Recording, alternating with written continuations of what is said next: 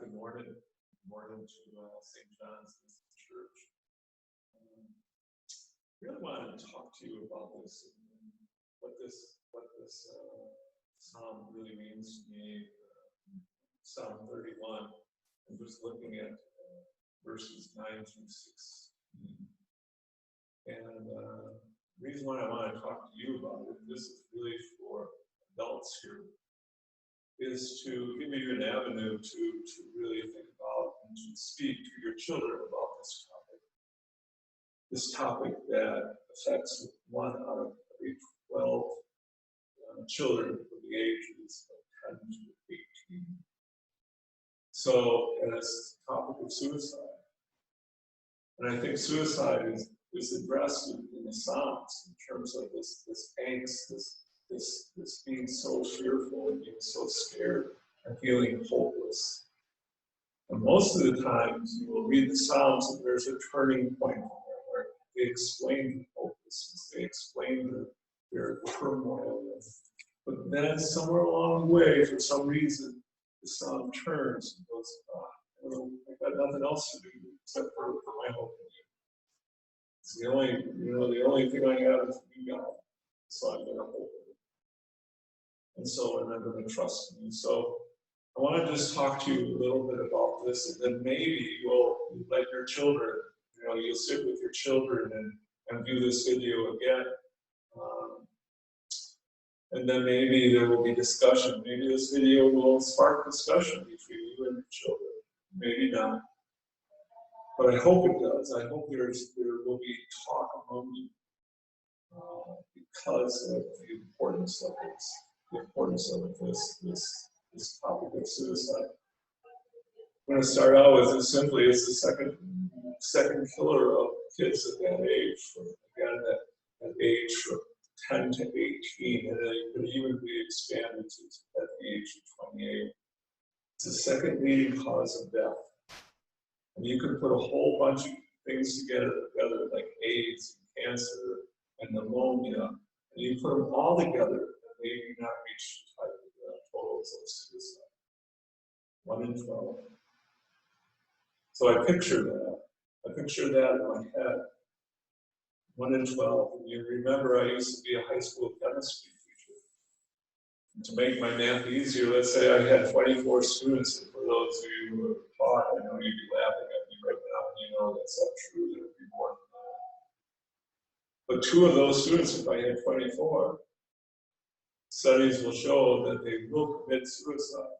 They may not be successful at it, but they will commit suicide within the next year. 2 out of the 24 in my class. And then I coached swimming. We had about 40 or so. That makes my math harder. But that means that 3 out of that 40, 3 and some change, will try to commit suicide. Again, it doesn't mean that they're successful at it, but within a year that they will try. And then I think of my family and the friends that they play with, the friends that they hang out with. Doesn't really, I think of my daughters that leave her high school age and grade school age, and the friends, and boy, it didn't take long to get up to 12 people. They get one of that would commit suicide by the end of the year. A couple of years ago, I had a chance to talk to a cancer patient who had just a very small time. Her diagnosis gave her months to live. But the problem was, during that months, is that she was also under tremendous pain. Tremendous pain. So you put those 2 together, that you weren't going to live very long. And you're under tremendous pain. I had a chance to talk to her, to listen to what she was saying. And she was exploring this new relationship with this person called Jesus Christ. And I was helping her, with the questions that she might have had. Then when one time we talked, she talked about suicide. And not the kind that, that you might think, but the kind that was offered to her it would be assisted, that someone would help her die.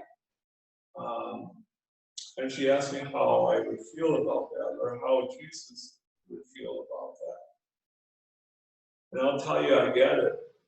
I get it when you have tremendous pain, and I'm not comparing her with me by any means. I'm not doing that at all. But just in terms of my story, I am not under that pain anymore because I'm under good medicine. You know, my daily medicine dose is really sufficient. But there are some days that I have to be careful with in terms of pain. But before I was diagnosed, before I had the medicine, I was in pain constantly, where I enjoyed the coolness of the bathroom floor as I was throwing up, not because I was sick, but because of the pain level. And the coolness of the tiles on my face was refreshing before I would, again, have enough people.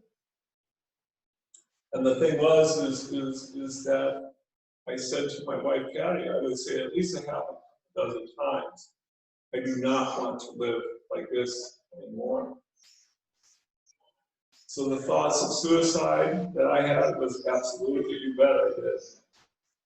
If I had a button to push, like those easy buttons from, like, you know, the office supply places where you can just push a button, it would have been pushed a number of times without a question.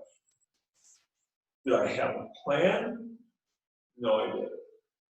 I did not have a plan to carry out my thoughts.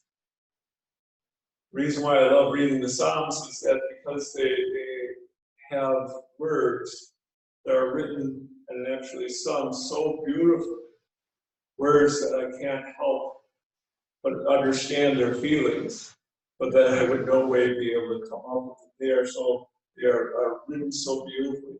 They're honest. These are honest words. They are true words. When the psalmist is bitterly complaining, you better believe the psalmist is complaining. And there's no sugarcoating. And most of these feelings, some of these feelings in the Psalms come from their deepest part of the soul. And I love seeing that, and I love hearing about that. I love reading that, because a lot of times when I read from the Psalms, it's like, oh, there it is. I used to feel that way. And sometimes I still do. A couple of Sundays ago, I talked about my own struggles with depression. And as this wave would come in and out, and it was really hard to explain. And my wife would notice it, but sometimes she would say, well, how does it feel like? What do you feel? What does it, compare to? Or how can you explain it? And I couldn't, I had no idea. And then I was reading by chance or Psalm 42, and it starts out, as a deer thirsts for the living water, so my soul thirsts for you, O God. And I wish I could say that was always true, or even sometimes true. But as I was reading it, it continued. It says, oh soul, why are you downcast? Why so downturned within me? I said, that's it, right there, Patty, that's it. That's exactly how I feel. My soul is downturned. It's disturbed. It's disturbed within me. And it was just a perfect explanation of it. Now, pain is not the only leading cause, or not the only reason why people commit suicide. Many forms of mental illness will increase your chance of wanting to commit suicide. We talked about the facts of some suicide. We're talking about the second leading cause of death, and that 1 out of every 12 people will try to commit suicide within the next year. But the good news in all of this is that 4 out of 5 people within the age of this 10 to 18, or you could again expand it to 10 to 24, is 4 out of the 5 teenagers who attempt have given clear signs that something is wrong. And please, I do not want to put any blame.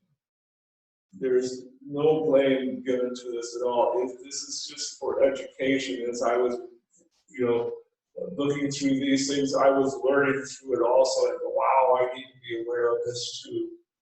No shame, okay? But that means, and the problem is that 4 out of 5 people show these signs, and some of these signs. That means that 20% of them do not. So it could come just totally out of the blue. But what we need to do and what we need to be is more knowledgeable about things, about suicide. And the thing is that we need to talk about it. We need to put it out on the table. We need to talk to our children about it. I know that today and during this time we are living through a pandemic. The suicide is a lot of times called the silent epidemic because no one wants to talk about it. No one wants to share this. No one wants to say anything about it. But it needs to be talked about. It needs to be discussed at our dinner table. It needs to share these feelings or share these ideas. And especially when we have social media and we have people gathering on websites that you may not be familiar with people talking to each other that you do not hear. We need to be aware of those things. And to have our children feel comfortable enough to share these things with us. I wonder if my children felt comfortable enough to talk to their mom or dad about so-and-so who had these thoughts because I read them on the internet. Or if they were comfortable enough to talk to me or my wife when their friend who they promised never to say anything about this talked about thoughts of killing themselves. Were they strong enough? Were they careful enough? Were they willing enough to come to me because I have been open to them and listening to their feelings and knowing that this is so important that it doesn't matter what you promise. If they start talking about hurting themselves or taking their life, you need to share it with an adult. I wonder if my children do that. And I wonder if through our discussion, through talking about it, that they were able to do so. We need to educate ourselves. We need to help our children cope with the things. We need to learn how to cope with things.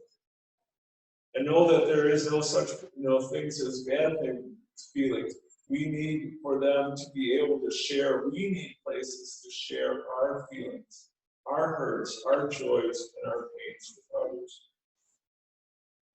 This is not a complete list by any means. There's places you can go on a website. You can talk to your school counselor about getting information about suicide. But one of the biggest things is that there all of a sudden is a change in behavior. A change in behavior such as mood swings that occurred like out of the blue. Them being more anxious, more irritable, just out of the blue. One day they're this and the next day they're that. The feelings of worthlessness or hopelessness or having no purpose in life. Oh, I'm worthless. No one cares about me. Okay? We have to be aware of those signs also. Or being trapped. And it sounds like, gosh, what the way we're going is, with the virus here in our times, mood swings that are occurring, but there's a feeling of hopelessness. What happens if they be anxious? I can understand why they would be feeling like that. Or feeling trapped in the house. So I wonder if you have talked to your children about this virus. Have you talked to them and really listened to their feelings? And don't deny their feelings, but just explore their feelings. And now you really try to understand what your children, how they feel about this. Are they scared? Are they nervous? Why are they scared and nervous? You need to educate yourself on the news that is coming from it. Look at all the news because you get different things from each side saying, oh, you have something to worry about. Oh, you don't have to worry about. I mean, you have to educate yourself on all of that stuff. Find the truth in all of this. So being a burden on others too, especially when you get older, feeling like, oh my goodness, I'll never amount to anything. And then of course, if you start, or you have an increase in use of alcohol or drugs. So we should always be checking on our children on that. Always, one of the things that I'm an early to bed, both my wife and I are early to bed people. And we were terrible parents. We could never stay up, to our daughters at 11 o'clock or 12 o'clock when they were older. But the rule was that they had to kiss us goodnight. If they came in at night, they had to kiss us goodnight. And if they forgot, they were grounded, because that was the rule. And so as they kissed us goodnight and woke us up, it was very nice to get a kiss with them. But you know what else I was doing? I was checking on the breath. And if it was masked, by a mint or something like that, then that would sort of wake me up and say, what's going on here? And just things like that. Another thing that you need to be concerned about is your son or daughter's question about their sexuality. And the reason why I say this is that we always need to be concerned about this. We need to be concerned about the LGBTQ community and how your children are exploring their own sexuality. Because they are 3 times more likely to commit suicide than the normal person. The person who is defined normal, I guess, in our society today. And they are 8 times more likely to commit suicide, again, maybe not be successful, but commit suicide if their family does not accept their exploration, if their family does not accept who they identify with. I read information about transgender individuals. And it was something like a third of them, I can't remember the exact number, but a third of them have committed suicide just because they don't feel accepted into this in our community. So I guess it's like, wow, Pastor Tom, where is this all coming from? Well, it comes from the psalmist's response in Psalm 31. With experiencing this tremendous turmoil in their lives, their turning point was the following. Let me get to an example. It says, "But I trust in you, O Lord. I say, you are my God. My times are in your hands." And so what I read out of that is that our life is in God's hands. And I think of the one who created us, and the one who sees us as definitely worthy, as the one who sees us as well loved, as the one who sees us as having a purpose because God created us for a purpose. And the one that will give you hope, a hope that again is beyond human understanding. The one who thought it was so important after creating the cosmos, creating the heaven and the earth, the animals, and the water, and the trees, and the plants, decided to create you too. So, if you have been touched, some of you I know have been touched by suicide, please don't hide it. Please talk about it. Again, there's no shame in being talking about it. There's no shame in this. Get it out and hope it. You might save someone else's life. Talk to your children. Check in on them. Boy, if there's anything about this time, it's a perfect time to check in. Again, talk to them about this virus. Get reacquainted with yourself, with each other. I'm sorry. And that, and if they are having trouble, help them try to put it into words.